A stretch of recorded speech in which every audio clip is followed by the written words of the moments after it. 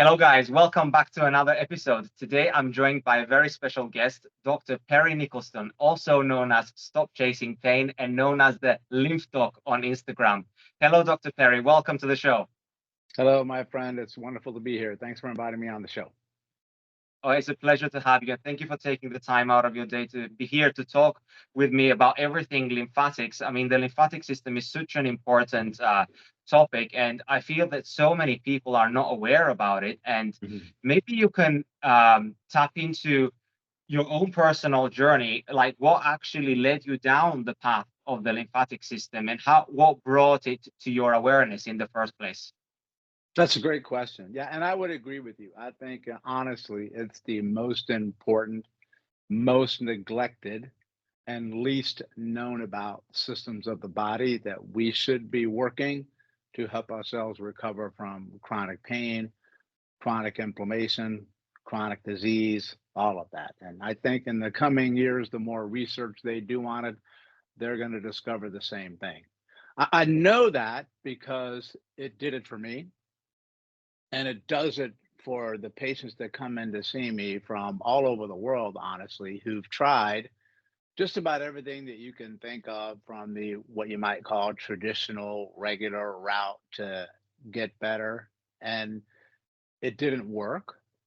Or what happens more often is it works for a little bit, then it stops working, and then it keeps coming back and it comes back worse.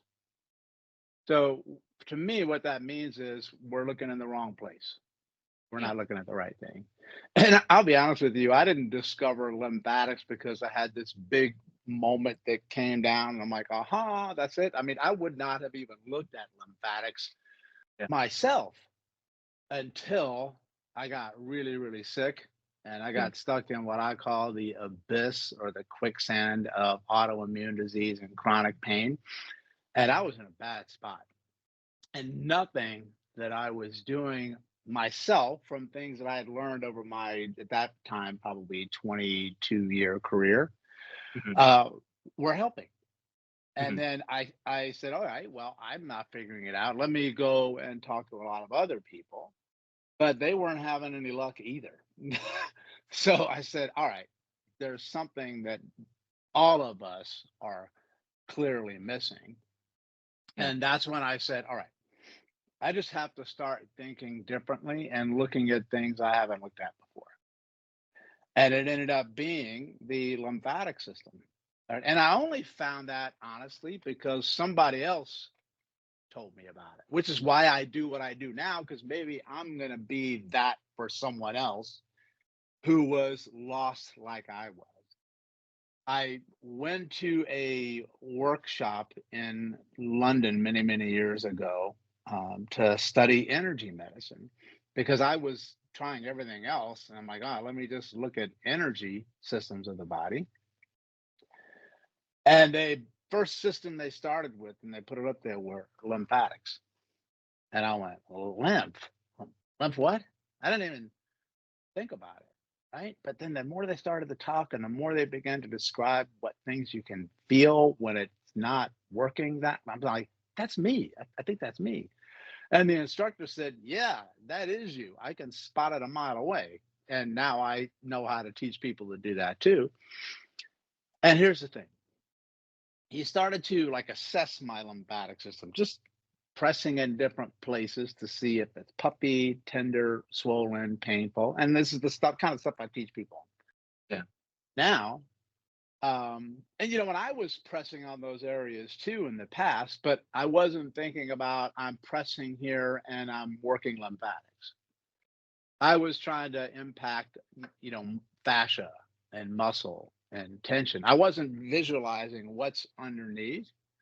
And I really didn't have any order to where I was rubbing. I just wanted to rub where it hurts, which is kind of where stop chasing pain came from. You need to look beyond the pain.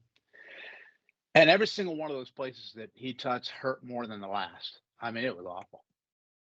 But I'll tell you what, within 3 days of being there at that workshop, I probably felt, I would roughly say 50% better than when I got there. And I hadn't felt that much of a change in 2, 3 years. And I'm like, whoa, okay, this is kind of a big deal here. And then from that moment on, that really became my meaning, if you will. My I knew it was my life purpose to pursue it, to finish helping myself heal as much as I could.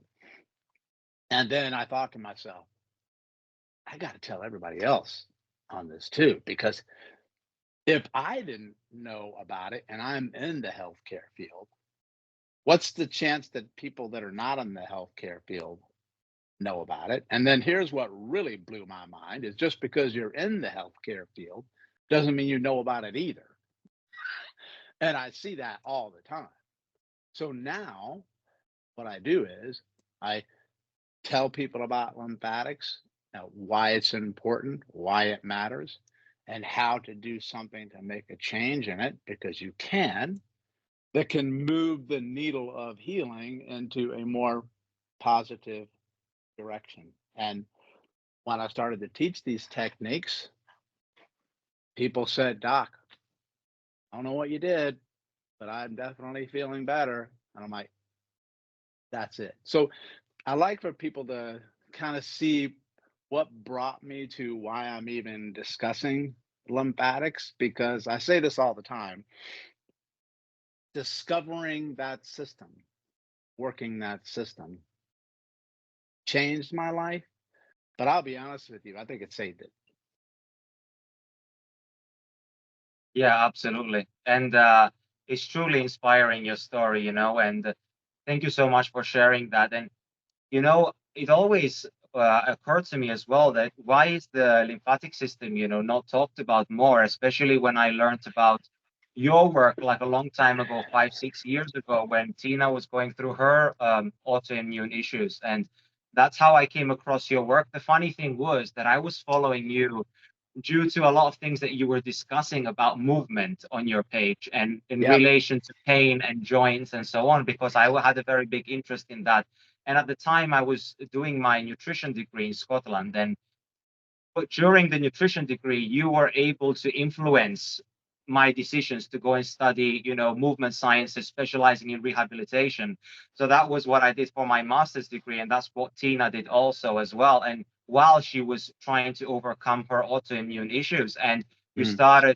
I dug into your page and I started to realize how much you were talking about the lymphatic system and how that has such a massive relationship, with pain. And could you elaborate to us what the lymphatic system actually is, and how can we visualize it?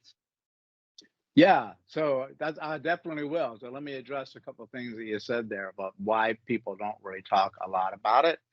One, I honestly ask myself the same question every single day, but you don't know what you don't know. And Yeah, I didn't know about it either, so I really can't fault somebody else, because one of the primary reasons that people don't look at lymphatics is that they don't think they have a lymphatic system problem, because the two biggest things that show up where they mention lymphatics are definitely when you have cancer. mm, Okay, because the lymphatic system, one, its job is to kill cancer cells. That's its job, but it also transports different things throughout the body as well. So that's when they talk about, metastasis, things like that. So if yeah, you don't have cancer, you're not really thinking about lymph.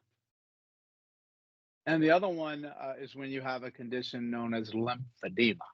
And yeah, lymphedema is where the lymphatics have damage to the actual valves that in the system that, one, you could be born with. That's called primary lymphedema. Secondary lymphedema occurs over time based on things that have happened to you in your life that just pushes the system too far and it, quote unquote, breaks or doesn't work well. Then it can't remove fluid. So body parts become abnormally, if not grotesquely, swollen. Like the legs are big ones, the arms, especially after women have had breast cancer or breast surgery or things like that, they usually get lymphedema. So if you don't have those two things, you're not thinking about it. And I wasn't either. But once you learn about the system, you realize that it is the primary component player of your immune system. That's kind of a big deal because your immune system keeps you from being dead, right? And your immune system is the one that is a player in inflammation and healing. So if your lymphatic system doesn't work that well, your immune system is automatically more compromised. So you're more prone to swelling, inflammation, disease, whatever one you want to name. Okay. So that's a big player. But honestly, I think even more important that they don't really look at, but I do, is it is a primary part of your vascular system, your blood flow system, because the two always dump into each other back and forth. So it's essentially one piping unit that's just called different names. And when you have a lymphatic system issue, you end up having a vascular circulation issue. And that is never, ever, ever going to work out well for you in the pain department. Something's going to hurt at some time. So if you just come across that, you got to say to yourself, wow, that's kind of a big deal. Yeah, it is, right? So what I'm trying to do is to have people note that your lymphatic system, because of those two primary roles, can make an influence on just about anything that you're suffering with at the moment in relationship to pain and inflammation. Okay? Because one of the things that we have, or I'm going to just say the word, autoimmune. First of all, autoimmune disease usually means they have no freaking idea why you got what you got. That's what that means. Yeah. It just sounds fancy. And then they come up with a brilliant strategy of your body is attacking itself. Yeah. No, not attacking yourself. It's not stupid, right? It's attacking something, right? So the lymphatic system, its job is to do a couple things. It gets rid of metabolic cellular waste that's inside of your body from cells that die naturally through aging, and they are there from trauma and injuries, and they put out waste products when you make new cells. Okay? That's the whole Krebs cycle, mitochondria, ATP. That makes energy, but it also makes waste. So all the dead cells, all the waste, and it gets rid of stuff that gets inside of you that's not supposed to be in there, like a bacteria, a virus, toxin, parasite, cancer cells, anything icky. I tell everybody, right? Those have got to get out because you don't want too many of those. I mean, you always have them because they're just part of being a human being, but it's how much do you have? So it's the sewage system of your body. Now, let me ask you a question. What happens if that sewage system gets overwhelmed or backed up and then your toilets can't flush out the waste? Well, then the waste stays inside of you. And then the waste is not supposed to be in there. So it reaches a certain level. And then your immune system says, hey, we've got a lot of stuff that's not supposed to be in here. What are we going to do about it if it can't get out? Yeah. Then your immune system says, well, I'm going to step up and I'm going to do my job and I'm going to inflame it and I'm going to try to kill it. Yeah. And that's what it does. But here's what you have to keep in mind. What if it does kill it? Where's it going to go after you kill it? So you stack, and everything builds up and builds up and builds up. And that's the person who says, I'm doing a lot of these things and it's not helping and I get worse. Yeah. Because you're trying to change things on the front end when you can't even get stuff out through your toilets. And the lymphatic system has these nodes, the lymph nodes, and most people have heard of that. And those are like mini toilets, but they're also miniature scanners for your immune system. Like checkpoints. Yeah, exactly. So it's like if you go to the supermarket and you have a QV code, I forget what they call it, a code, and then you scan it across, you say, okay, I'm buying bread or I'm buying eggs. So it knows what it is. Well, that's what your lymph nodes do. They scan it and then they say, okay, immune system, I detected this. Now send out this to kill that, is what it does. Okay? Mhm. So it's the alert one. So if you're clogged, you're always on alert. And everything can inflame you because your system is just like, dude, everything around you is just trying to take you out. So Mhm. you become hypersensitive to Mhm. everything. That's many people get hypersensitivity to foods, right? To stimulation, even to pain, where they get kind of pain everywhere that Yeah. ricochets all over the place. It's in my shoulder, it's in my hip, it's in my back, it's in my head, it's in my eyes. You Yeah. can't chase those body parts. There's no way in the world you're getting out of that by chasing the body parts, Mhm. right? So you need to clear that system out in order for it to, one, not just be that's what I'm trying to tell you, is that it's just on all the time. It's not broken or Yeah. attacking you. It's just it's doing what it needs to do to solve a problem because you took away part of its ability to actually function well. Yeah. So then now it has to make another decision, and it does this so you don't die. Like, Yeah. the ultimate goal of your body is not happiness, it's don't be dead. And I jokingly say to everybody is that your brain doesn't really care if you don't have pain and you feel good, Yeah. because if you feel those things, that means you're not dead. Yeah. So saving your life is number one. But I know there's always going to be some type of lymphatic system obstruction issue with any long term chronic disease, illness, pain. Now, it doesn't mean that that's the only thing that's going on. And when you work it and you help it, which we'll go over how, it doesn't mean that it's magically going to change everything for Yeah. you. Yeah. Sometimes it does. It did that for Mm. me, right? But what I will tell you, it's going to play some type of role in why you're stuck.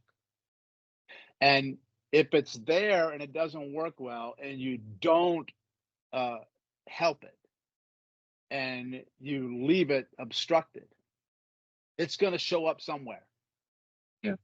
down the line. Okay. So part of the thing is with the things that I teach people in the assessments is you check some areas just to see, is my lymphatic system maybe a problem or not? And if it is, you work it. If it's not, well, that's good, but at least you've checked it off and you've ruled it out as a problem. Yeah. But here's what I want people to understand. The lymphatic system is the number one system to remove swelling, edema, inflammation, and waste from the body. So if you're stuck with inflammation, edema, swelling, and pain, you go to the number one system first, because all the other systems are backup systems for that. You fix the top of the mountain one first, and then you work your way down. And that's one of the reasons that I wasn't getting any better, is because the lymphatic system is a really cool thing. Your lymphatic system gets rid of stuff. Right? But when everybody's trying to heal, they're always focused on what can I put in? Yeah. Exactly. Like, like I need to get more oxygen in. I'm like, okay, well, guess what? That becomes waste. I need to put better food in. Perfect. I'd rather you eat good food than a ding dong and a yoo-hoo. You know what I mean? So, but guess what? Good food and bad food also become waste. I'm going to take 30 supplements because that's what people said that I need. Okay, great. What do supplements become? Waste. Waste. So then I'm going to ask you, what happens if you're already overburdened with waste? You're gonna get stagnation. Yeah, you're going to get worse, or you'll temporarily feel better, but it won't last because uh, the body is really smart. It's not going to let you put something into an area that it already can't get out. So just because you stick something in your mouth to swallow it and you breathe That's good, but I have news for you. That does not mean anything whatsoever at all that it's actually making its way to a cell. It doesn't mean that at all. So just because it goes in here doesn't mean everything should magically change. That's a good start, right? But you have to clean up the terrain that the cells live in, which is a liquid environment. They call it the milieu, which I love that word. It's such a great word, milieu. A fluid-filled environment. Because you're mostly water, right?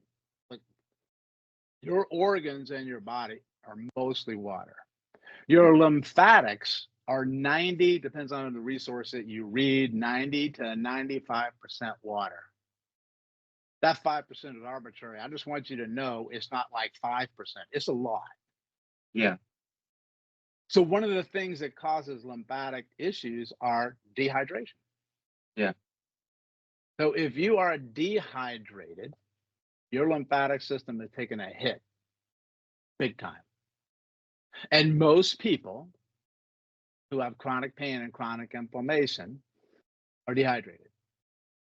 They just don't know that they're dehydrated. Mhm. Right? And here's the thing. Lymphatics are always trying to move. The operative word is trying. And everything pretty much moves lymphatics, but there's two big things that move it. Movement. Like moving yourself moves lymphatics. That makes a whole heap of common sense, right? Like, of course it does. So walking, which is the shirt you got on, which is great, is probably one of the most effective ways to move your lymphatics. You mix that with jumping up and down, rebounding on your calves, even better, okay? Because your calves are built-in rebounders. They'll move it, all types of movement. You pick it. Then the other one is diaphragmatic breathing, using the muscle underneath your lungs and above your organs. Yeah. So the way you can help that is close your mouth and breathe in and out through your nose. You'll automatically start to pump your lymph a little bit better. So I tell people, here's a novel idea. Walk with your mouth closed, which is not easy for people to do. And then jump up and down every now and then. Yeah. Right? But, and listen, I was doing a lot of movement-based rehabilitation, a ton of it. But it wasn't helping me get better from the inflammation that I had. It's good stuff, but it was a different path I needed to go down because that was no longer doing it. Yeah. Okay? So movement is great, but what happens if you're still stuck? Yeah. And then I thought to myself, here's the kicker. Because people ask me this all the time, because it happened to me. Doc, I move all the time, man. I'm a movement ninja. I do all these different kind of techniques. I've been studying it for years. I'm a personal trainer.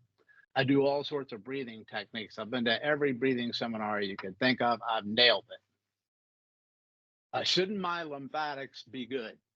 And why am I still not getting better? One of those two things. And then I tell people, it's like, because your lymphatics are probably too clogged and stagnated where breathing and movement alone are not enough. They're too stuck. So that's when I bring in the analogy, circling back, when I tell you that the lymph nodes are little mini toilets. So I said, let's think about a toilet in your house. If it gets backed up, right? And sometimes you can clear the block if you keep flushing it, right? And why does that clear? Because of the pressure, the sucking pressure. Okay? But sometimes it doesn't go that well. And you keep flushing, and then what happens to the bowl? It raises up, and then it overflows, and then it goes everywhere. And then I ask people, well, what's your next step? How are you going to unclog it? And they say, well, I'm going to use a plunger, or I'm going to use a snake if it's a deep block. Exactly. And why do those work? Because it's changes in pressure and it's manual energy clearing it. That's what I was missing for me. So my lymph nodes and the clusters of lymph nodes. You have about 700 of them in your body, and they cluster all over, but there's big groups of them. And sometimes that big group gets stuck. And those groups live around the primary joints of your body that are supposed to move the most. How wonderful of a design is that? Absolutely. Right? Yeah. But sometimes they're too obstructed, and moving the arm, moving the shoulders and the hips, which is a location where they are. That's why walking is great, isn't enough. So then you got to get in there and you got to plunge it. That's where you do it by hand.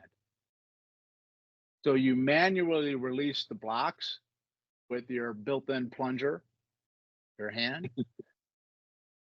Then you breathe. Then you move. Then you jump. And what I'm going to tell you is you're going to have a drastically different result when you do it, because you understand now what's trying to move, why it can't move, and how pressure works in the body in relationship to how fluids move. When you understand that, you finally say to yourself, "Oh my goodness, this all makes sense now." And then you say, "Can it really be? There's no way it can be that simple. There's no way." And Yeah. then I'm going to say, well, first of all, it can be. Whoever told you that? And usually, what we were talking about in the beginning of the show is people are overlooking a basic and the fundamental that seems so simple it's almost stupid, that it can't be that simple. But that's why they're called basics and fundamentals, because if you skip them, you are going to be in a world of hurt. Yeah, absolutely. You can't have like a foundation if you don't lay those things down, right? And so one thing I actually wanted to ask you was, how does one get themselves in that state in the first place, right? So we talked about we talked about the concept and what it is, and what it's doing, where it's going, and how to relieve the pressure and to, let's say, excrete things. So it's kind of like a twofold question. How does one get there in the first place? What things would actually contribute to that? I can assume that something to do with the modern living and lifestyle has a lot to do with it, and the Yeah. environmental toxins and pollutants and everything like this. But one awesome thing that you mentioned at the beginning was what the body does, like in pursuit to actually, keep us alive, is the inflammation. But one awesome thing I heard on another podcast is they said that the solution to pollution is dilution. And Correct. I'm aware that the lymphatic system, the one big reason why it basically swells us up, or we even get fat, or we start storing fat, even though we're not eating in excess, or even moving less, we are actually able to store fat due to the fact that the body's trying to protect itself, right? So it's basically putting it away somewhere safe, so it doesn't actually do damage to the organs where those toxins or pollutants are floating around in the system, or even close to the brain. So, like, yeah, could you tell us, what could actually contribute to like a stagnated and clogged lymphatic system? Because if you think about it, our ancestors maybe didn't need to necessarily work directly their lymph. Like, do you think that this is more like of a modern problem that we are seeing? Great questions. And let's cycle back to them to make sure I get them all, because I really like that last one. Um, First of all, I want you to know that the lymphatics are supposed to swell. So when you get sick, you get a cold, you get a virus, the doctor Yeah. usually checks under your neck, right, for Yeah. swollen lymph nodes. Well, that means, why does it swell up? Because it's fighting something. Right? But they're not supposed to stay swollen. That's the point. Okay. So if you're fighting some kind of underlying infection you don't know that you have, which many people do, the lymphatic system can stay switched on that they've got. That's why many people with gut issues, gut inflammation, and leaky gut have swollen lymph Mm, nodes, because they're leaking stuff into the body that's not supposed to leak into the body, and the lymphatic system just stays on. mm, And interesting side note, most of the lymphatics are located in your gut. The reason being is that's where 70% of your immune system lives. yeah. So, but yeah, one of the reasons who's to say what their lymphatic system was like way back when? But it's not the same world now as it was when our ancestors were moving around. First of all, they moved like a lot. Like, you had to step out probably for 20, 25 miles a day to you keep moving and not dying and get food and transport your stuff from one place to another. You couldn't get Uber Eats to deliver your food with your finger, you know? And then first of all, if you want to call that food when you get it, what you put into your system will overtax the lymphatic system too, because what humans eat today is horrific. Yeah. And the only thing that your cells have to work with to make new cells are what you stick in your mouth. So you better choose wisely what you stick in your mouth. Crap food, crap cells. Pretty simple, right? So nutrition is great, but you also have to do the back end of the waste management. And part of it was they were out in the sun a lot and touching the ground more. So they call that grounding or earthing. And I'm sure they had stress, but it's not the same kind of stress. Or if it was a stress, it was like a surge of stress. But like, okay, all right, everybody, there's a tiger over there. We got to make sure that we kill it or move so we don't die. And then after you live, you probably chill with your tribe mates for a long period of time before you get another surge of cortisol. So it spiked. And not to mention, you had a smaller unit of people around you that were usually nicer than people are today, supportive to you. So you felt accepted. You felt part of a community, right? I'm talking, then now I want you to look at it, is that you got so much overload. Nobody's outside. There's artificial light. You can see your glasses on, right?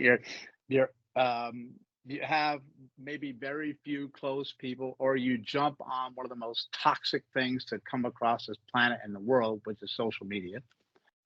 And you come out the back end hating yourself and your life, or hating everybody else.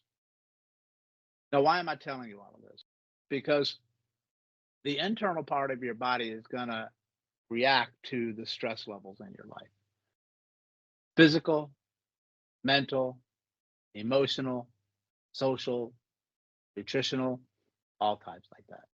And stress puts you into what's called a fight or flight, sympathetic hyperarousal state, so you don't die. So your primal brain kicks in, right? That's the one who you kill the tiger and then you get away. But going into work, you get cut off by 5 people, that's 5 tigers. And then humans can't let the tiger go. So they stress about the damn cutoff all day long, right? So you're in a state of stress. This is really important. Stress automatically releases stress hormones in the body that are good temporarily, but over time they start to break the body down. They're catabolic. And when it breaks the body down, what does it make? You should say waste right by now. But sympathetic dominance, they call it, because it's on too much, causes vasospasm. It constricts vessels, blood flow vessels, lymph flow vessels. And when you constrict those vessels, guess what you do? You slow down flow. Nutrition and oxygen to the cells. Yeah. So your cells don't get what they need, and they can't get stuff out either. And then you start to break down. And then that sets the stage for fluid stagnation, fluid/backflow, where it actually goes the opposite direction. That's why you get swelling in your legs or your feet, or you get varicose veins or stuff like that, because stuff can't get out. So it can't go up, so it goes out. That makes sense? It extends out. So you've got stressors in life. You've got toxins in life from the horrific things that the governments tell you is okay for you to eat and put on your skin, and toxic relationships. And so that excess tension, like I said before, breaks the body down. Everything has a capacity to how much it can take, and eventually your body's going to be like, I'm done. Like I can't do this anymore on my own, and that usually will then signal you the signals of pain, which means I need you to change something quick, fast, and in a hurry. And then you're like, I don't know what to change. Well, first thing I'm going to tell you is work your lip. Start there. Okay. And the other one is you just don't know what you don't know. Right? Yeah. And it's neglect because nobody ever told you about it, or if they did, what to do about it. So I could do a comparison. Like, let's say nobody ever told you that you should go to the dentist a couple times a year, floss and brush your teeth. What if nobody ever told you that? Well, what do you think your teeth are going to look like after about a year or two? You're not probably going to have any teeth, but they're going to be pretty horrific. And you're going to be like, I don't understand. I mean, my teeth should be good, right? Well, it's the same thing with the lymphatics. I'm trying to say that you should floss your lymph. This is a kind of an analogy. Floss your lymphatics, brush your lymphatics, and even watch what you eat. For in the teeth from like more sugary foods, better food, things like that. Because if you do, it doesn't mean that you might not get a cavity ever again, but your chances of getting one significantly go down. It's the same thing with the lymphatics or any other body part.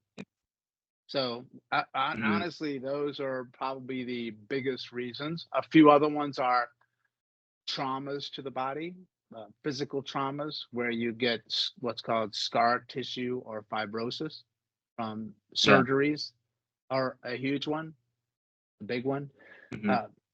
Lifestyle choices of your posture, because poor posture or getting into the same position for an extended period of time, the tissues of your body conform to lines of stress. So you may have certain areas where you have a lot more tension in it and less tension in another place. And all that fascial tension, what does that influence? How fluids move between and underneath the fascia. So you can be sending a lot of fluids to one place, but not a lot of fluids to another place. And then here's the kicker, either one can hurt you. So for me, when people say, Doc, what do you do? I mean, I've really thought about this for like a long period of time because there's really no elevator speech for what I do. Because I don't say chiropractor because I don't really do that so much anymore. And if I say that word, you already have a mental picture of what I'm going to do to you. And I'm going to say, you're 100% wrong, by the way. So first and foremost, if I had to pick two things, one is that I'm all about teaching you how to move the fluids in your body based on whatever you're choosing to do to your body. Understanding how fluids move. And then the second one for that is teaching you a different way of thinking. How to think about why your body is doing what it's doing. There's always a reason. It never does anything by accident, and it doesn't make goof ups. It's just picking strategies to solve problems. That's what it's doing. So all I'm trying to tell people is that if you can check off the lymphatics first and get that moving, everything else you're going to do afterwards will typically work better. Yeah. And I know that for two reasons. I see it all the time. And two, that's how physiology works. Incredible. Yeah. So basically, like, let me reiterate what you just said. So you said that all of these things that contribute to lymphatic stagnation and blockage is basically an accumulation of stress in the system. And there are so many things that contribute to stress, and the body can't differentiate between physical stress and emotional stress. Basically, I like to look at it that the body has a bucket and like a stress bucket. And when you overflow that bucket, then you go into this state of fight and flight. And when we're in this state of fight and flight, our tissues of our body, like our muscles, which are like sponges, and our organs are basically become constricted, right? And when they're constricted, then we have less flow of everything, less flow of the blood and less flow of the lymphatic system. I'm sure that the nervous system gets deprived of oxygen and nutrition as well, which leads to, screaming basically, because as you say, that pain is a request for change, through many of your posts. And I love that quote because it tells you that, pain is not actually the problem necessarily unless you have a direct physical injury on that specific location where you're feeling the pain. But most of the times, pain is something that is trying to get our attention, right? It's trying to tell us that, that we need to change something, or change what? Like changing our habits and our behaviors, because that's what actually got us there in the first place. And so, yeah, it's just so important, like to take, close attention to what we are doing in our lifestyle, because what you are saying is literally that every single aspect of our life is influencing our lymphatic system, and vice versa. Like the lymphatic system is influencing the entire health of our body because it's a foundational part of our physiology, just as the cardiovascular system and the nervous system. And you mentioned something about, moving and breaking down. And that gave me, the thought about, how when you exercise, you obviously break, especially resistance training, hard resistance training, you actually break muscle down, right? So if a person is actually compromised with their lymphatic system, it's not flowing well or is congested, isn't that going to further exacerbate their problem if they are doing resistance training? Would you, for example, recommend to this individual to not resistance train while they get their lymphatic system in, before they get it in check? Or would you still like be okay with them still continuing to exercise while they're, fixing or assisting their lymphatic system? Great question and good thinking process. It really would depend on the individual, okay? Because everybody's going to have a different level of inflammation and a toxicity, if you will, in the body, your ability to handle the training. Because you have to remember that exercise is great, weight training is great, but it's also a stressor to the body. Yeah. But therapeutic, this is a really important phrase that people need to understand, is that therapeutic interventions that feel good are also stressors. Yeah, hormetic stress. Yeah. So once your tolerance to stress goes down, it doesn't matter what the stressor is. Yeah. It can set you off. So one of the biggest causes of therapeutic failure and chronic pain and disease is people are getting too many things done to them that overwhelms the system, and it shuts down and doesn't change because you're pushing it too hard, or it pushes back on you harder to get you to stop. Right? Yeah. So you can't overwhelm it. I will tell people you are correct. So weight training, physical training will absolutely break down tissue cells and destroy them, which is what you're trying to do. You want to do that so you can actually make newer, bigger, stronger, healthier ones so you can be hashtag beast mode monster. So yeah, you want to do that because it makes you a more resilient human. But if you already have inflammation, because training creates inflammation, that's why they tell you that you don't really grow at the gym. You grow when you recover from the gym. That's your rest and recovery phase, which is usually a small window for people because they're already overstressed and under recovered. They have a mixture of both. That's why people can overtrain quite easily in our world of sports and training, but I see it all the time, and I was guilty of it too. What I tell people is just try to open up your lymphatic channels before you train so you can get your pipes opened up, get your training, and then clear your pipes after you're done training. So you do a before, and then you do it afterwards. So it'll prime you for movement, and then it'll help the stuff get out after you've done your movement. Yeah. Incredible. Yeah, it's super valuable. This is something that, once I learned your big six, which we Big will, six. I'm sure that Right. we'll get into.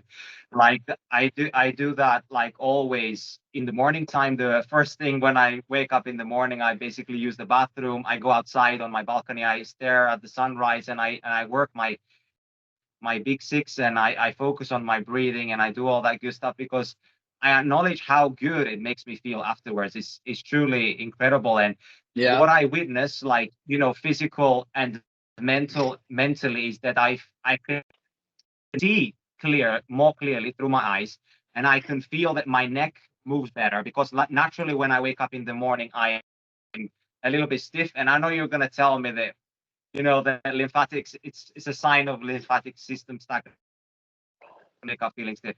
And I Hmm. acknowledge that my lifestyle, even though I try to take care as much as I can, I do acknowledge that I'm doing probably more damage than my body can repair. And Right. that's something that's just a phase in my life. I feel like, when we are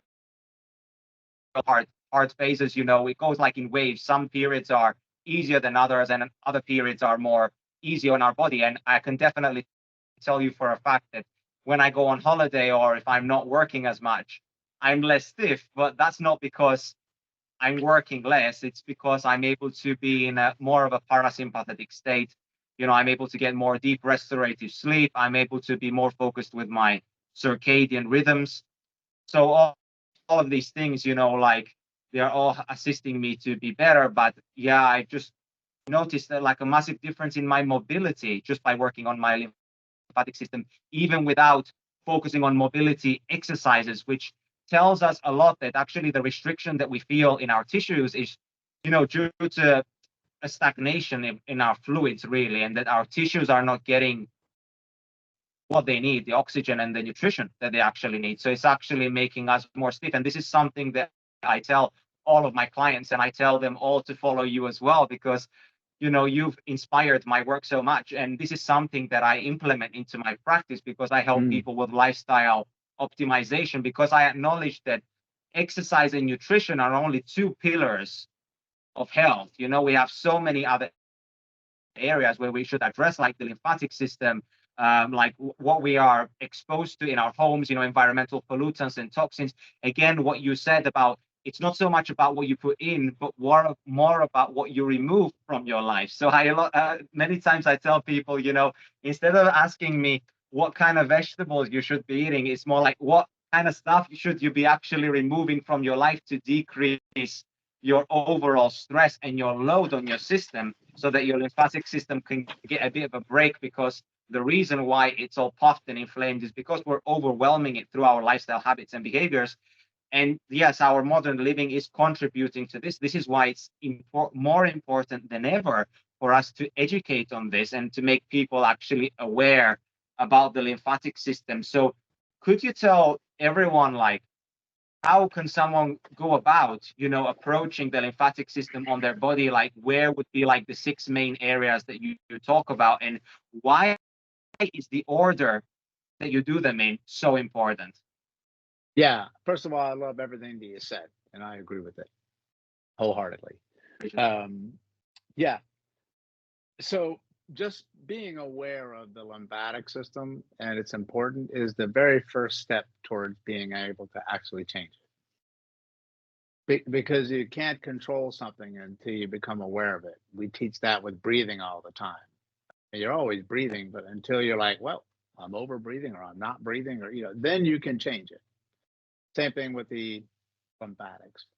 The big six is something I introduced years ago to hit the main areas of the body that have the most lymph node toilets to get tightness and tension and restriction. But you have to remember that it's also an area where you get big restriction of blood flow as well, and nerves get trapped and nerves get really upset in those regions with tightness and tension, and they get pulled on, and they can send signals that can turn into pain. Okay? And you also have to remember that I love movement for joints, but joints also need blood flow. Bones have blood flow, and there's lymph actually in bone, which they didn't think used to be there, but lo and behold, they just found it. All right. Which makes sense to me because I'm sure it's everywhere. Right. So I'll show you the 6 places, but this is where I'm going to cycle back on what I mentioned earlier in the show that I was trying to help myself just by kind of like rubbing anywhere on the body when I had tightness or tension or pain, just to ease the tension. And you also have to remember that muscles don't tighten up for no reason. They usually guard to protect you. And one of the things that they're guarding is when you have poor blood flow and lymph flow around it, it's going to stiffen up, right? And poor blood flow and poor lymph flow can also cause it to be stiff. So it's both, goes both ways. So I was like, I'm not having any results by rubbing, and then I said, oh, I have to figure out where I'm going to rub first, second, third, fourth, based on how fluids move underneath where you rub. That makes sense. It's like holy cow, that makes total sense. And then you have to understand, well, where are fluids trying to go in the body? So that's when I started to study physics. Open up my physics book and I studied fluid flow physics called hydrodynamics, or get into what's called biophysics. And when you look at the properties of fluids, particularly the ones that we're going to talk about with the waste ones, the lymphatics and veins, fluid is always going to travel from where there's a lot of fluid and a lot of high pressure to where there's less fluid and lower pressure, right? So it's naturally going to flow towards low pressure. The easiest way you can see an example of that is if you have a man-made water dam and you have all the water on one side and you have very little water on the other side. If I open up the dam, the doors, the water naturally goes to the low side. Okay. Hey, can you hear me? Absolutely. Okay. And so that's where it wants to go. It does it all on its own. So then I read by studying physiology that the lowest pressure of vein flow and lymph flow is your collarbone. So everything in your body is trying to go to that single point.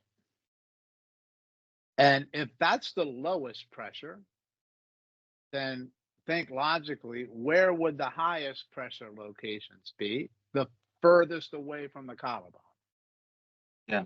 Your feet, yeah, your hands, and your brain. So when stuff can't get out into the collarbone, it's going to backflow and keeps higher pressure in those areas. That's why you get swelling in your feet so easily.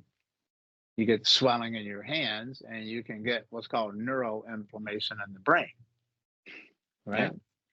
So what that means is that you have to clear fluids from low pressure out to high pressure.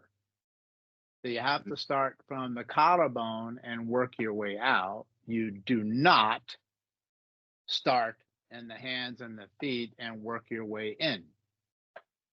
Okay? So that's what everybody does. Everybody just starts rubbing arms and legs and backs, but they're not opening up the main drain point. Yeah. So you're probably going to have a lot of excess tension and tightness and restriction and poor flow at your collarbone, because you just see it all the time for how humans live. You know, it's going to be there. Trust me. So you have to clear the collarbone first and spend a lot of time there, above it and below it. And I actually have a video on my YouTube channel called Stop Chasing Pain on YouTube. If you go check it out there's a lot of them have gone viral, but there's a video showing you how to open up this inlet a lot. And if you just do that, everything else in the body will start to flow better. Why? Because I opened up the biggest block, and now everything in your arm and your legs can move up there easier, all on their own. And so you do, that's spot number one of the big six. So you do one. Spot number two is in the neck. It's just a little higher up. It's on the side of the neck behind the angle of the jaw, just in front of the lobe, below and in front of the lobe of your ear. That's the largest lymph node in the neck. So if you open spot two right there, you just open up the biggest pathways that drain the inflammation from your brain. Right? Now, number three is your shoulder joint, or your pectoral muscle, as they call it, axillary. That's an area that takes a big hit because that's where you hit a lot with women who have the breast cancer, lymphedema, things like that. Yeah. And why would it be there? Well, you're supposed to move your shoulder like a lot. The shoulder joint will pump that. And most people don't really move their shoulders a lot. They sit all day, they slump and look at a phone for hours on end, and they're really tight. So you do three. Can I intervene real quick? Yeah. You know how you're mentioning about the shoulder area, you know, many women like now are told to wear more loose bras or no bras at all, because when you are restricting, when you have something that's basically compressing you, like, you know, on the outside all the time, it's basically not allowing those fluids to move, right? Even on top of stagnated lymphatics, you have something there which is obstructing the flow further down, right? Yep. Yeah, absolutely. Yep. You got it. And so that's spot number three. And spot number three is trying to drain towards spot number one, which you already opened up. Spot number four is your entire belly, from below your rib cage all the way to your navel, the whole thing. Like, spend a lot of time in there because that's where most of your lymph is located. Because 4 in your belly is trying to go to the collarbone.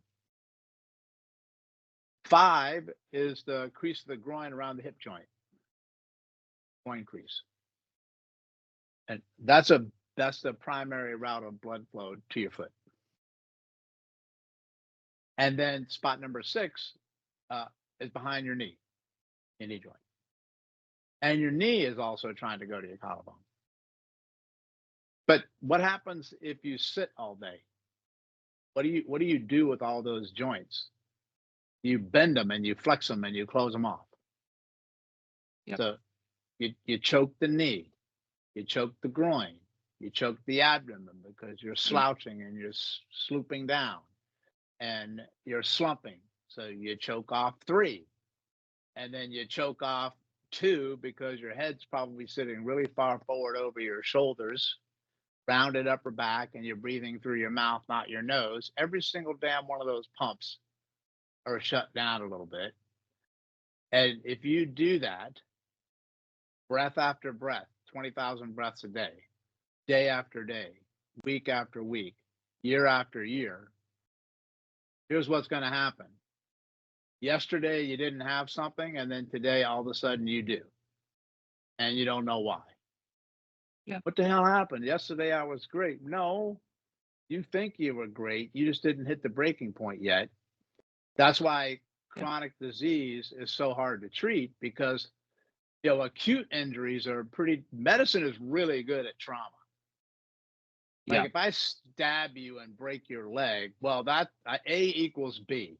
All right, I'm going to sew you up, stop the bleeder, put your leg back together. They're really good at that stuff. But they're not so good at these autoimmune diseases where there's a lot of different factors going into it, and I can't just blame a knife. I have to look at a bigger picture. Okay. And so if you open up all 6 of those areas, everything in the body, from all body parts, from the back, from your pinky toe to your finger, to your eyeball, to your brain, to your spleen, everything is going to start to flow a little bit easier because I just eased up those drains. So then I ask you, why in the hell wouldn't you want to do that every single day? And if you do, Exactly. if you stay with that on a regular basis for like 30 days, you're welcome, because you're going to notice a difference. But you have to be careful. Absolutely. Here. Okay, you have to be careful here. It's deceptively simple. It actually looks silly and ridiculous from the outside when I tell you, when you watch the Big Six, come on, Perry, you're telling me to rub and slap these six places. What is it doing? Well, I just told you what it's doing. It's moving all those restrictions in order. And when you free Yeah. stuff up that's been stagnated in you for years, if not decades, that's going to unleash a lot of response from your immune system. So you can initially feel worse. You may Yeah. feel really crappy, man. You're like, Doc, I'm supposed to do this and feel better, and I feel awful. Yeah. That's okay, because it's better out than in, but that's part of the healing process. And you may actually have pain get a little bit temporarily worse too, because the nervous system and the immune system work together. You just have to stick Yeah. with it and remember two things. Make sure you hydrate a lot. Please make sure you drink water, because you're going to detox hard if you don't drink water. And two, if you have that kind of response, do not attempt to do the Big Six again until you start to feel a little bit better than you did the day before. Okay? Because Mhm. you'll overwhelm your system and you'll cause more stress. You have to let your body recover. It's like going to the gym and you're really sore the next day and like you can't move. Not a good idea to go back to the gym. Yeah. Same thing with this. Stick with it, right? And then you can start to feel better. Another caveat Mhm. is Big Six is just step one. That's the Yeah. beginner basics. Mhm. Sometimes stuff is deeper and has been there for a longer period of time. That takes more advanced techniques that we teach. I do not teach those just based on a quick video on YouTube, because you got to know what you're doing big time Yeah. when you Yeah. venture into that. But I at least want you to start to move the needle a bit. Yeah. And Oh you my can God, see that anywhere. Big Six is everywhere. I mean, just type it in and you'll see it. I mean, even just like, I mean, the Big Six has been absolutely life changing for me and for my partner Tina. So I'm pretty sure that for many, many individuals, they're going to find so much value, by doing this. And that like that I've noticed as well by doing it is that like I can breathe better as well. Like my nostrils feel more open. I don't know if it helps with the nitric oxide production, but anyway, it feels as if there is more drainage of the sinuses, right? So it feels as if like something is running down my throat. So I Yeah. definitely know that something is working when I start working my lymphatics. It doesn't always feel like it's running down the throat. It mainly feels like that if I'm feeling like, I can actually feel like my face is more puffy than normal. Yeah. Then I notice that it's like more running down the throat. But I know for a fact that it actually works. And for people who are actually skeptical, they need to actually understand that the body is so much more like subtle than we think. And this is like the power of how thoughts and words can influence our physiology as well, right? So how, one thing which I learned when Tina was going through her autoimmune struggles, I'm no manual physiotherapist, but I tried some techniques on her, and I was reading some books, and I was reading about the vagus nerve and Mm-hmm. learning about the vagus nerve. And it's really awesome how you mentioned about this lymph node below the ear, because if we rub right there, we're also stimulating our parasympathetic nervous system, right? Correct. Yeah. Yeah. So And it's when you basically, do, and when you do spot one, because the vagus nerve travels through the collarbone region, it yeah, goes down, wrapping around your esophagus, and it yeah, exits around your stomach and goes to your gut. So when you do spot four, but when you do spot one, when you do spot two, when you do spot four, you just did your vagus at the same time. yeah. That's amazing, and that just basically puts our body in a state where it's able to accept like what we are doing. And this is something that I learned from you a long time ago as well, that you need to get your body first in a state of feeling safe. And this is why it's so important that before a person is going to do any kind of treatment, if they're trying to like help themselves out for whatever reason they're trying to heal from or get out of pain, that we actually need to create a safe space, like an environment where it's able to all the things are supportive towards taking our body towards basically a parasympathetic state, because now in our modern world, we rarely need to be in a fight and flight state, running away from a tiger, but there is of course the imaginary tiger, which keeps us in this chronic low grade stress, which is actually what kills us, because it goes under the radar, but it's there all the time, and it's keeping our heart rate variability low as well, and everything is basically staying in this tightened and stiffened up state. So back to what I was saying about the touch, was that I noticed that when I was more subtle on the body, I noticed that we would have way better results than going hard. Of Yeah. course, there is, I believe, time and place to go hard, just like anything has its time and place. It's all context dependent.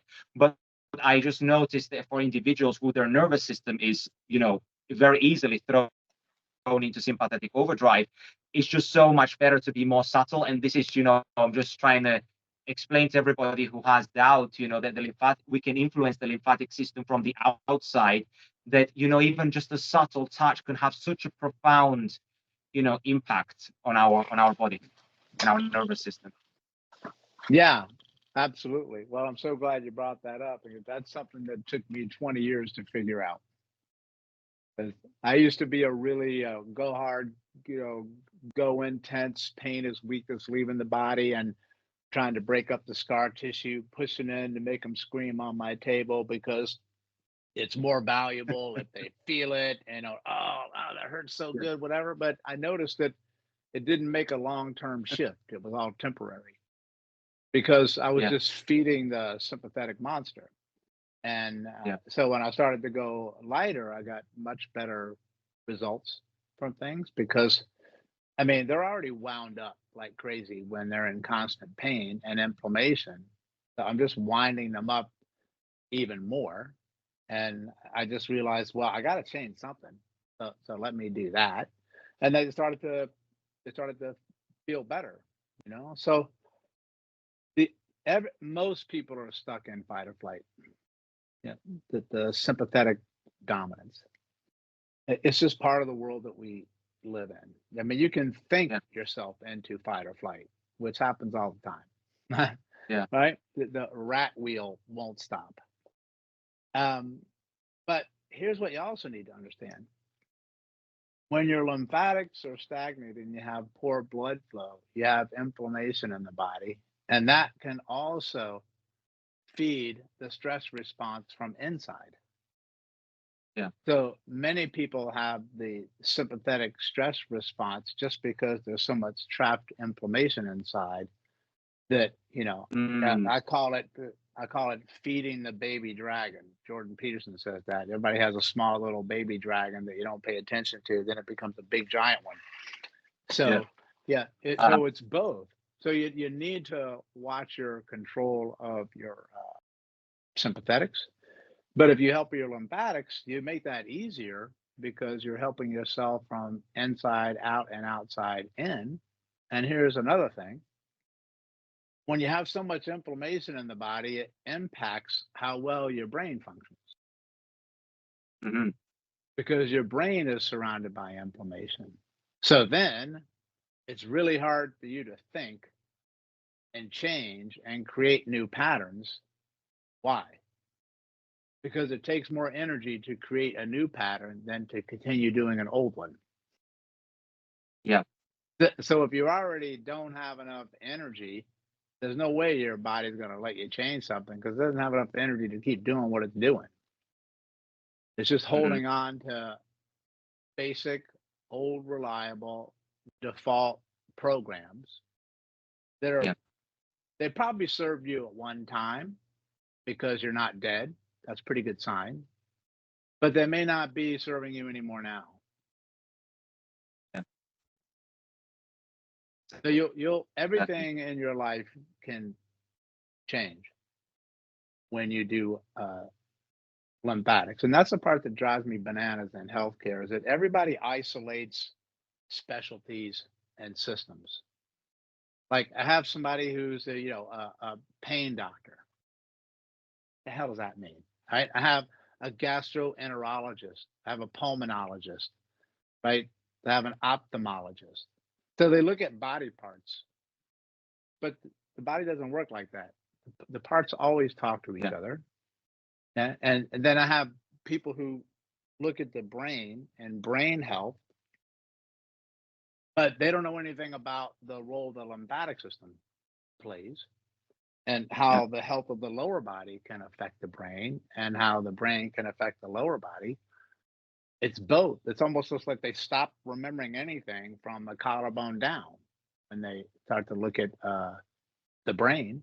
And then I have people who chase pain in body parts all the time. I can't tell you how many times I've seen people pain in both legs, in the feet. Everybody's chasing the feet 500 different ways. And all I do is I go up and I clear the lymphatics and I improve the brain blood flow to and from your brain.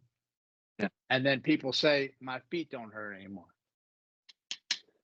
And I'm like, yeah, why might that be? Because the pain signals come from the brain, not the foot. So if your brain has a lot of inflammation in there and it has poor blood flow, hang on to this one. This is a melt your brain moment. You lose the ability to inhibit pain well.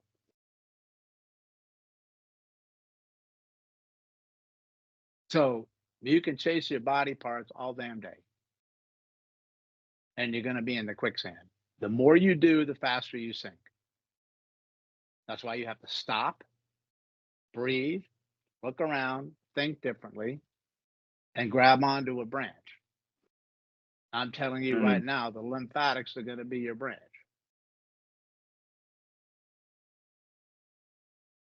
Amazing. Amazing. Yeah. Thank you so much for sharing that, because actually that was one of my questions, that how does like the nervous system, influence the lymphatic system, and how does the lymph actually influence the nervous system state? So you basically just answered that for me.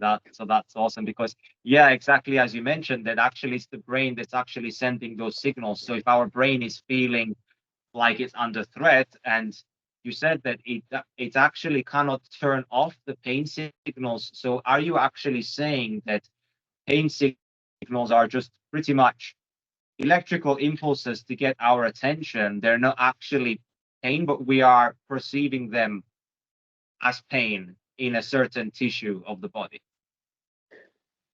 Yeah. So pain is a complex, you know, thing to go after, but basically pain is in the brain, not the tissues. Okay. So sensations, information, data is what it is, comes into the brain, and then the brain can Yeah. interpret that many different ways.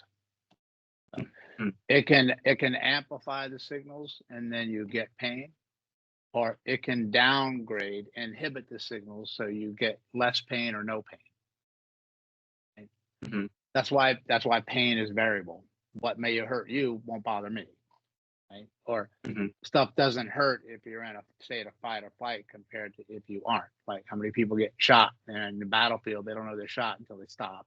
Right? So Mm-hmm. your brain can inhibit the signals that are coming in and downgrade it going out so it doesn't hurt. Mm-hmm. So pain doesn't live in one area of the brain. It's Yeah. everything. Okay. And Mm-hmm. it even gets more complex when you realize that if you tell yourself a different story about the stimulus, Yeah. it can cause pain or not cause pain based on the story that you're telling yourself. If you think Mm. something's going to hurt, it's probably going to hurt. If you think Yeah. it's not going to hurt, it might not hurt. It might hurt a lot less. Right. So what Yeah. I want to know, that pain is in the brain, but what I want people to know of, it's very difficult to have your brain control pain when there's a lot of inflammation in the brain. So if you can begin to decrease inflammation in the brain, and then you're going to say, how in the world can I do that, doc? And I'm going to tell you, big six.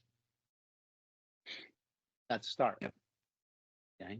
Because, well, I already told you before, where does inflammation go in the body? And that's when you say lymphatics. Right? awesome. Yeah, absolutely. And so, yeah, you said that how the way that you perceive the pain, so then the way that you think about things and the way that you speak, because I've seen through your page that you mentioned a lot how you speak about yourself can really influence your outcomes, right? Of course, in a positive or a negative way, right? Because it's just all the word doesn't mean anything, but it's more about the intention behind or the emotion behind the word, right? So basically, if you are speaking negatively about yourself, you're right. And if you speak positively about yourself, you're also right. And it just basically it's just that when you speak negatively about yourself, it's for sure going to have like an impact on you because we've all witnessed that time where we repeat something over and over and over that we don't necessarily have, but we are actually embodying that negative thing. But then when it comes to positivity, we don't, for some reason, we don't think about it the same way. Do you think that's because our brain is wired towards survival and it's aimed to look more at negativity rather than the positive? Yes, right. Your primal survival instincts will always win out, especially if your brain is inflamed, because you lose the ability to use the cognitive reasoning process, which is innately human, to help you control your emotions. And so, the survival one kicks on in, and you do stuff that's just pre-programmed that's there. So that's what this front part is for, is to inhibit you doing stupid stuff, Yeah. right? And when you have such inflammation in there, it doesn't work as well. That's why you become much more emotional for Yeah. things. Right? So basically, what you're saying is that if you are a healthier human being, you can actually also be, a better person as well. I mean, I can say that, like for myself, for a fact that because when I'm maybe sometimes, I mean, I'm very rarely unwell, but if let's say something happens or I'm not feeling so good, I can I can't be as good to others as I want to be. And that may be due to the fact that, as you mentioned, that I've got inflammation in the body, but also the fact that my cells just lack the energy, right? Like my all the energy is going towards trying to heal my body, trying to repair my body, or for my immune system to fight whatever it's needing to do. So my body is always like working for me and not against me, as you mentioned. And it's never like trying to cause us harm, but it's only just trying to work for us. So we just need to be able to support and assist it and trying to be as healthy as we can, because this way we can be better human beings for ourselves, first of all, to be able to Hmm. think and be more aware about our actions and our behaviors and our thoughts, and then that can reflect outwards in our family and then on a societal level.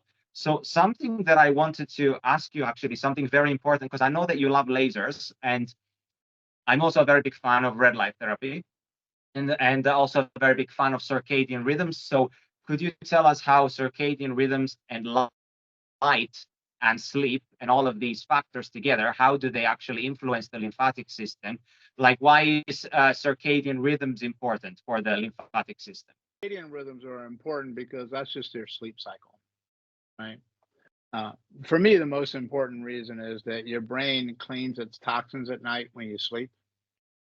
So you need to have a sleep cycle to actually be able to sleep and not have interrupted sleep.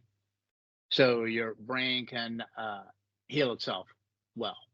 So if you're not sleeping well, or you have trouble sleeping, or you're switching it around a lot, that's catastrophic to the waste management cleaning system of the body. And that will usually end up with issues everywhere because of the neural inflammation. And light is, I've been using light for 20 years because, light is life. If you want the best light, I mean, step outside, but how many people are actually outside and they don't get sunlight on all their body parts because they're usually wearing clothes or sunglasses or sunscreen, which defeats the whole damn purpose in the first place. So you can use the light therapies that are around, becoming more popular now, which is great to Yeah. see, which I've known for 20 years. And Mhm. you place it over the different areas of your body. You can even place them over spot number 1 at the collarbone, which is a big place to put it. And the cells of your body are designed to react to light. Special photoreceptors on them that take in light. If you don't think light's important, lock yourself in a dark room for a little while, see how well you turn out, right? So also the reason I like light is because it's energy. So it's going to help energize your mitochondria. But it also can help with vasodilation, opens up flow. So it makes pipes bigger. And I want bigger pipes. If you don't have big enough pipes, stuff can't get anywhere. Like that's so fundamental, it's not even funny, right? So it's the breakdown slowly over time that takes people out. I had a doctor that I learned from a long time ago, and he always asked his patients this question, like, why now? Why today? Why not last year?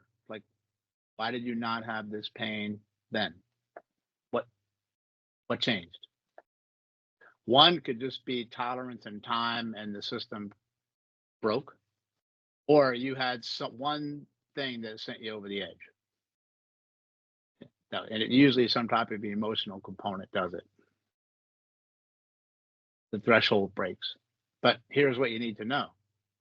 What was the state of your system before you got the final blow?